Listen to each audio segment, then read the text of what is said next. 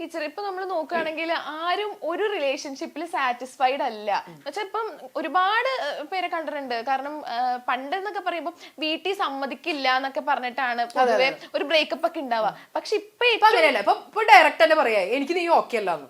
അതല്ല ഇപ്പൊ പറയുകയാണെങ്കിൽ ചോദിക്കുമ്പോ അവനക്കാണെങ്കിൽ ഉള്ള സമയത്ത് തന്നെ വേറെയും ഉണ്ടായിരുന്നു.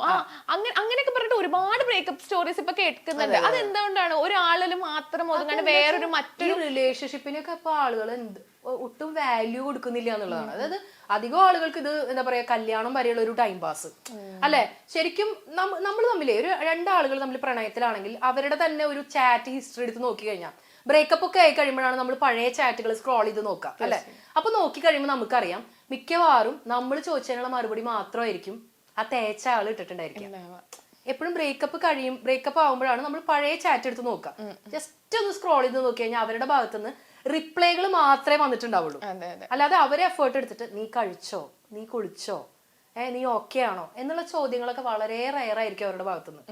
അതാണ് ഞാൻ എപ്പോഴും എല്ലാ ഇന്റർവ്യൂസിനും പറയുന്നതാണ്, റിലേഷൻഷിപ്പില് പ്രണയത്തില് ഒരാൾക്ക് മാത്രമേ യഥാർത്ഥ പ്രണയമുള്ളൂ, മറ്റേ പ്രണയം അഭിനയിക്കുന്ന ആള് മാത്രമാണെന്ന് പറഞ്ഞതിന് അതിന്റെ താഴെ കുറെ ആളുകൾ കമന്റ് ഇട്ട് അങ്ങോട്ട് മെഴുകിയിട്ടുണ്ടായിരുന്നു. സത്യമാണത്. നിങ്ങൾ തന്നെ ഒന്ന് ചുറ്റുപാട് നോക്കി കഴിഞ്ഞാൽ ഒരാൾക്ക് ഭയങ്കര സ്നേഹമായിരിക്കും.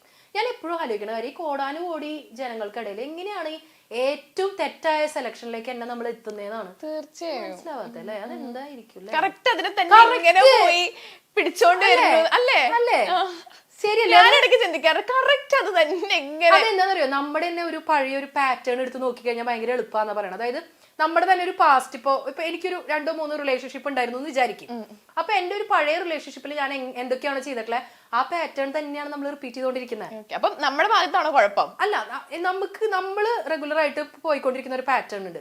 ആ പാറ്റേണിൽ പറ്റിയ ആളുകളിലേക്ക് മാത്രമേ നമ്മൾ അട്രാക്റ്റഡ് ആവുള്ളൂ. അതങ്ങനെയാണ്, ആ അട്രാക്ഷൻ തിയറി അങ്ങനെയാണ്. അതായത് നമുക്ക് എപ്പോഴും അങ്ങനത്തെ ആളുകളെ അട്രാക്റ്റഡ് ആവാനാണ് നമ്മുടെ വിധി, അങ്ങനെ വരൂ. പിന്നെ ഇപ്പൊ ഒരുപാട് റെഡ് ഫ്ലാഗ്സ് ആണ് കൂടുതൽ എന്ന് പറഞ്ഞ് കേൾക്കാറുണ്ട്. അതിനെ പറ്റി ടീച്ചർക്ക് എന്താ തോന്നുന്നത്? ഈ റെഡ് ഫ്ലാഗ്, ഗ്രീൻ ഫ്ലാഗ് എന്നൊക്കെ നമ്മളിപ്പോ അതിന് പേരിട്ട് വിളിക്കണതല്ലേ. പണ്ടുകൊണ്ട് ഈ സാധനങ്ങളൊക്കെ മ്യൂച്വൽ റെസ്പെക്ട് ഇല്ലാത്ത ഒരു ബന്ധവും മുന്നോട്ട് പോയില്ല. കാരണം എന്താ വെച്ച് കഴിഞ്ഞാൽ നമുക്ക് സ്നേഹം, പ്രേമം സംഭവങ്ങളൊക്കെ നമുക്ക് പിന്നെ ഡെവലപ്പ് ചെയ്തെടുക്കാം. പക്ഷെ അങ്ങോട്ടും ഇങ്ങോട്ടും ഉള്ള ബഹുമാനം ഡെവലപ്പ് ചെയ്തെടുക്കാൻ പറ്റില്ല. കാരണം 4 ആള് കൂടുന്ന സദസ്സിൽ ഞാൻ ചിലപ്പോൾ എന്റെ ഈഗോ സാറ്റിസ്ഫൈ ചെയ്യാൻ വേണ്ടി അല്ലെങ്കിൽ വലിയ ആളാവാൻ വേണ്ടി എന്റെ പാർട്ട്ണറെ ചീത്ത വിളിക്കാൻ തയ്യാറാവുകയാണെങ്കിൽ അവിടെ ഒരു സ്നേഹമില്ല, ഒരു കോപ്പുമില്ല അല്ലെ. സ്നേഹമുള്ള ഒരാള് നമ്മളുടെ പാർട്ട്ണർ അവിടെ അപമാനിതയാവാൻ നമ്മൾ ഒരിക്കലും സമ്മതിക്കില്ല. അതാണ് നമ്മളുടെ അവരുടെ റെസ്പെക്ട് എന്നും ഉയർന്നു നിൽക്കണം എന്നാണ് നമ്മൾ ആഗ്രഹിക്കുക. അതല്ലാതെ എന്റെ ഈഗോ സാറ്റിസ്ഫൈ ചെയ്യാൻ വേണ്ടിയിട്ട് അവളെ കുറച്ചൊന്ന് താഴ്ത്തി പറയാൻ അവളെയോ അവനെയോ താഴ്ത്തി പറയാൻ തയ്യാറാവണേ അവിടെ സ്നേഹമൊന്നുമില്ല, വെറും പ്രകടനവും പ്രഹസനവും മാത്രമാണ്. അപ്പൊ മ്യൂച്വൽ റെസ്പെക്ട് ഇല്ലാത്ത ഒരു ബന്ധവും ഇന്ന് വരെ കണ്ടിന്യൂസ് ആയിട്ട് നിലനിന്ന് പോയിട്ടില്ല. ഞാൻ എപ്പോഴും അങ്ങനെ ആലോചിക്കുമ്പോൾ ഒരു ഏറ്റവും നല്ലൊരു കപ്പിളിനെ, ഫിലിം ഫീൽഡിലുള്ള ഒരു കപ്പിളിനെ പെട്ടെന്ന് ഓർമ്മ വരുന്നു പറയും, ജ്യോതിക സൂര്യ, അതുപോലെ തന്നെ ജനീലിയ, ഹൃദേശ് ദേശ്മുഖ്. പറയാൻ പറ്റില്ല, പക്ഷെ ഞാൻ ഭയങ്കര അഡ്മയർ ചെയ്യുന്നൊരു കപ്പിളാണ്. കാരണം എനിക്ക് ഭയങ്കര ഇഷ്ടമാണ്. അവര് ഒരു വട്ടം എവിടെ ഒരു ഇന്റർവ്യൂവിൽ എന്താ പറയുക, ഞങ്ങൾ ഒരു വട്ടം പോലും ഒരു വാക്ക് തർക്കം, ഒരു ആർഗ്യുമെന്റ് ഒന്നും തെറ്റ് വാക്ക് തർക്കം ആർഗ്യുമെന്റ് ഇല്ലാത്തൊരു നല്ല റിലേഷൻഷിപ്പ് ഞാൻ ആർഗ്യുമെന്റ് ഇല്ലാത്ത റിലേഷൻഷിപ്പാണ് ഞാൻ പറയണേ. മുട്ടനടികൾ ഉണ്ടാവണം. ഞാനത് എവിടെയെങ്കിലും ഡോക്ടർക്ക് എന്തായാലും കാണിച്ചു തരും. മുട്ടനടികൾ ഉണ്ടാവണം, അത് അവര് പറഞ്ഞല്ലേ. നമ്മൾ തമ്മിൽ തല്ലുകൂടുന്നില്ല എന്ന് പറഞ്ഞാൽ അതിന് അർത്ഥം എന്താണെന്നറിയോ? നമ്മൾ ഒന്നില്ലെങ്കിൽ മറ്റാൾ പേടിക്കുന്നുണ്ടെന്നാണ് അർത്ഥം. അതായത് തല്ലുകൂടാൻ പോലും പറ്റാത്ത രീതിയിൽ നമ്മൾ അയാളെ ഭയങ്കരമായി പേടിക്കുന്നു. അതായത് ഈ റിലേഷൻഷിപ്പിൽ നിലനിന്ന് പോകാനായിട്ട് ഞാൻ അയാളെ പേടിച്ചിട്ട് എനിക്ക് ഇഷ്ടപ്പെടാത്തൊരു കാര്യങ്ങൾ പോലും പറയാതെ ഞാൻ സ്വയം സഫർ ചെയ്യുന്നിടത്താണ് തല്ലുകൂട്ടില്ലാണ്ടിരിക്കുക. ചിലപ്പോ ഇപ്പൊ ഇവിടെ മെഹർ വന്നിരുന്ന ചില ഡയലോഗുകൾ എനിക്ക് ഇഷ്ടപ്പെട്ടില്ല എന്ന് വിചാരിക്കും. അപ്പൊ ഞാൻ മെഹറിന്റെ അടുത്ത് അത് പറയാൻ ഭയക്കുന്നത് എന്തുകൊണ്ടാ? ഇനിയിപ്പോ അത് പറഞ്ഞു കഴിഞ്ഞാൽ മെഹറിന് വിഷമാവോ, അതല്ലെങ്കിൽ ഞാനും മെഹറും തമ്മിലുള്ള ഫ്രണ്ട്ഷിപ്പ് കട്ടാവോ എന്ന് ആലോചിക്കുമ്പോൾ പറയുന്നില്ല. അപ്പൊ അവിടെ പ്രശ്നങ്ങൾ ഉണ്ടാവുന്നില്ല. അപ്പൊ ഏറ്റവും നല്ല റിലേഷൻഷിപ്പ് പ്രശ്നങ്ങളില്ലാത്ത റിലേഷൻഷിപ്പ് അല്ല, മുട്ടനടികൾ ഉണ്ടായിട്ട് ആ അടികളിൽ നിന്ന് തിരിച്ചു വരുന്നവരാണ്. അതായത് നമ്മൾ തല്ലുകൂടുന്നത് എപ്പോഴും അത് സോൾവ് ചെയ്യാൻ വേണ്ടിയിട്ടായിരിക്കണം. അതായത് നമുക്ക് ഒരേ അടി തന്നെ ആവർത്തിക്കരുത്, പുതിയ പുതിയ അടികൾ ഉണ്ടാക്കണം. അതായത് ത്രില്ലിംഗ് ആയിട്ടുള്ള അടികൾ ഉണ്ടാക്കണം. അടി കഴിഞ്ഞിട്ട് കൂട്ടാവുന്നില്ലേ, ഭയങ്കര രസാ അല്ലെ, ഭയങ്കര സ്നേഹം. അപ്പൊ എന്നും ഇങ്ങനെ അടിയിലാണ്ടിരുന്ന് കഴിഞ്ഞാൽ എന്താ രസമുള്ളത്? നല്ല നല്ല അടികൾ ഉണ്ടാവും. പക്ഷെ അടി കൂടുമ്പോഴും നമ്മുടെ ഉള്ളില് ആ ഈഗോ സാറ്റിസ്ഫൈ ചെയ്യാൻ വേണ്ടിയിട്ടല്ല അടി കൂടേണ്ടത്. അടി കൂടുന്ന സമയത്ത് ഞാൻ ജയിക്കണം എന്നുള്ള ചിന്തയിലല്ല അടി കൂടേണ്ടത്. അതായത് ഇതിൽ നിന്ന് നമുക്കൊരു സൊല്യൂഷൻ ഓറിയന്റഡ് ആയിട്ട് തല്ലുകൂടണം. അതായത് നമ്മളിങ്ങനെ പുറകിലാണെങ്കിലും കൈ മുറുകെ, അതായത് പുറത്തേക്ക് അല്ലെങ്കിലും നമ്മുടെ കൈ വിട്ടിട്ടുണ്ടാവരുത്. രണ്ടുപേരും ഒന്നിച്ച് കൈകോർത്ത് പിടിച്ചിട്ടായിരിക്കണം അടി മുന്നോട്ട് പോകേണ്ടത്. ഞാൻ എപ്പോഴും ഒരു പോസ്റ്റർ കണ്ടത് ഓർക്കുന്നു. അതായത് ഒരു ഭാര്യയും ഭർത്താവും തമ്മിൽ തല്ലുകൂടിയിരിക്കുകയാണ്. പക്ഷെ ആ പോസ്റ്ററിൽ എന്താ കാണിക്കുന്നത് വെച്ചാൽ നല്ല മഴയത്ത് ഭാര്യ ഇരിക്കുകയാണ്. അത് ആ പോസ്റ്ററിന്റെ ഒരു സംഭവം ഇങ്ങനെയാണ്, നല്ലൊരു മഴയത്ത് ഒരു ഭാര്യ ഇങ്ങനെ ഇരിക്കണം. അപ്പം അവർ തല്ലുകൂടിയിട്ടിരിക്കുക. പക്ഷെ ഭർത്താവ് ഇങ്ങനെ ഗൗരവത്തില് കൊട ഇങ്ങനെ നീട്ടി പിടിച്ചു കൊടുത്തിരിക്കണം. അതിനർത്ഥം അവര് തമ്മില് പുറമേക്ക് തല്ലുകൂട്ടത്തിലാണ്, പക്ഷെ ആ കെയറിങ് ഉണ്ട്, ആ ഒരു ഇഷ്ടം അവിടെ ഉണ്ട്. ആ രീതിയിൽ വേണം ആ തല്ലൂട്ടം മുന്നോട്ട് പോകാൻ. അതായത് നമ്മുടെ അഭിപ്രായ വ്യത്യാസങ്ങളെ തുറന്നു പറയാൻ പറ്റുന്ന ഒരു രീതിയിലായിരിക്കണം നമ്മൾ ആ തർക്കങ്ങൾ മുന്നോട്ട് കൊണ്ടുപോകാൻ. പിന്നെ അതുപോലെ തന്നെ പിന്നെ നമ്മൾ കേൾക്കുന്നതാണ്, ആദ്യം റിലേഷനൊക്കെ തുടങ്ങുന്ന സമയത്ത് എൻ്റെ അടുത്ത് ഭയങ്കര സ്നേഹമായിരുന്നു, പിന്നെ കുറച്ച് നാള് കഴിയുമ്പോ പെട്ടെന്ന് അങ്ങോട്ട് മാറി.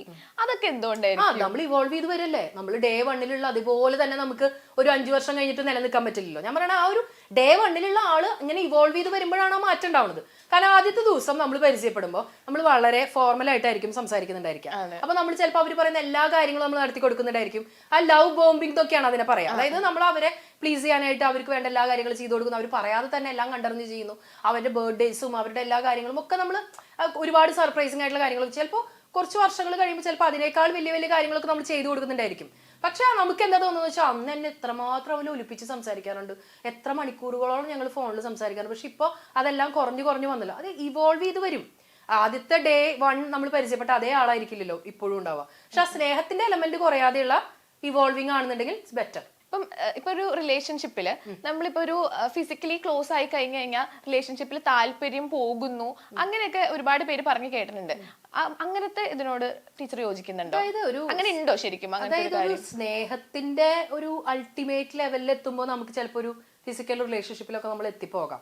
കാരണം നമ്മൾ ഈ പഴയ കാലഘട്ടത്തിൽ പറയുന്ന പോലെ വിരൽത്തുമ്പിൽ പോലും സ്പർശിക്കാതെ ഒന്നും പ്രണയം മുന്നോട്ട് കൊണ്ടുപോകാൻ പറ്റുമെന്ന് വിശ്വസിക്കുന്ന ഒരുപാട് വീഡിയോ ഒന്നുമല്ല ഞാൻ. കാരണം ഞാൻ പറയുന്ന ആ സ്നേഹത്തിന്റെ, അതായത് പഴയ കവികളൊക്കെ പാടാറുണ്ട്, മാംസനിബദ്ധമല്ല രാഗം. മലയാളം അറിയോ കുട്ടിക്ക്? ഇല്ല. അജിൻ സാറിന്റെ മോളല്ലേ, അജിൻ സാറിന് ഈ മലയാളം പറഞ്ഞ അറിയുന്നുണ്ട്. മാംസനിബദ്ധമല്ല രാഗം എന്ന് പറഞ്ഞാൽ മാംസത്തിനെ സ്നേഹിക്കുന്നതായിരിക്കരുത് പ്രേമം എന്നാണ് അർത്ഥം. അതായത് ഇവര് പഴയ ആളുകളൊക്കെ പറയുന്നത് സ്നേഹം എന്ന് പറയുന്നത് അവളെ നമ്മളിങ്ങനെ സ്നേഹിച്ചുകൊണ്ടേയിരിക്കണം, കണ്ണിൽ നോക്കിക്കൊണ്ടിരിക്കണം, അവളെ ഇങ്ങനെ വേണമെങ്കിൽ ഒന്ന് മാറോട് അണയ്ക്കാം, കൂടി വന്ന നെറ്റിയിലൊന്ന് ചുംബിക്കാം, അവിടെ വരെയൊക്കെ സ്നേഹം എത്താൻ പാടുള്ളൂ എന്നാണ് പഴയ ആളുകൾ വിശ്വസിക്കുന്നത്. പക്ഷെ ഇപ്പോഴത്തെ ഒരു മോഡേൺ ട്രെൻഡിൽ നമ്മൾ അതും കടന്ന് ആ ഒരു പരിധിയൊക്കെ ബ്രേക്ക് ചെയ്ത് നമ്മൾ മുന്നോട്ട് പോകാം. പക്ഷെ ഒരു കാര്യം എപ്പോഴും ശ്രദ്ധിക്കാം, നമ്മൾ ഒരാളുടെ നമ്മുടെ ശരീരത്തിൽ ഒരാൾക്ക് അധികാരം സ്ഥാപിക്കാൻ നമ്മൾ അവസരം കൊടുക്കുമ്പോൾ അയാളെ നമ്മൾ പൂർണ്ണമായും മനസ്സിലാക്കി കഴിഞ്ഞിരിക്കണം. അതായത് ഇന്ന് കണ്ട് നാളെ പോയിട്ട് ഈ വേണ്ടാത്ത കാര്യങ്ങളിലേക്ക് പോകുന്നതിനെ കുറിച്ചല്ല ഞാൻ പറയുന്നത്. അതായത് ആ ഒരു ബന്ധം ഒരു കുറേ നാളുകൾ, കുറേ വർഷങ്ങൾ മുന്നോട്ട് പോകുമ്പോൾ നമുക്ക് തോന്നുകയാണ് ഈസ് ദ റൈറ്റ് പേഴ്സൺ എന്ന് നമുക്ക് തോന്നുന്ന ഒരു സമയത്ത് മാത്രമേ ഈ പറയുന്ന ഒരു ഫിസിക്കൽ ഇന്റിമസിയിലേക്കൊക്കെ നമ്മൾ കിടക്കാൻ പാടുള്ളൂ. അല്ലാതെ ഇന്ന് കണ്ടു നാളെ ഓയോ റൂം എടുത്തു അവിടെ പോയി സ്റ്റേ ചെയ്തു അങ്ങനെയുള്ള സംഭവങ്ങളൊക്കെ എന്താണെന്നുള്ളത് നമുക്ക് ഊഹിച്ചു കഴിഞ്ഞാൽ അറിയാലോ. അതൊക്കെ വെറും. പക്ഷെ ഇപ്പം നമ്മൾ ഒരുപാട് ഹുക്കപ്സ്, പിന്നെ 1 നൈറ്റ് സ്റ്റാൻഡ്, അങ്ങനത്തെ ഒരുപാട് കാര്യങ്ങളൊക്കെ കേൾക്കുന്നുണ്ടല്ലോ. ദിവസം നിലനിൽക്കുന്നതോ? ഇല്ല, അതൊന്നും അതിനകത്തൊരു ഇതുണ്ടാവില്ല. ചിലപ്പോൾ അവര് തമ്മിലുള്ള ബന്ധം എന്താണെന്ന് വെച്ചാൽ ഇഷ്ടമാണ്, പക്ഷെ നമ്മൾ തമ്മിൽ റിലേഷൻഷിപ്പിലൊന്നും അല്ല എന്ന് പറയുന്ന ആൾക്കാരാണ്. അതൊക്കെ പഴയ കാലത്തുണ്ടായിരുന്നു. ഈ പറയുന്ന ഹുക്കപ്സും 1 നൈറ്റ് സ്റ്റേ എന്ന് പറയുന്ന വേർഡ്സ് ഉണ്ടായിരുന്നില്ല എന്നുള്ളൂ. നമ്മുടെ കാലഘട്ടത്തിൽ ഉണ്ടായിരുന്നു. കോഴികളൊക്കെ ഈ മറ്റേ ബോബനും മോളിയില് ഹിപ്പിച്ചായന്റെ കഥ വായിച്ചിട്ടുണ്ടാ?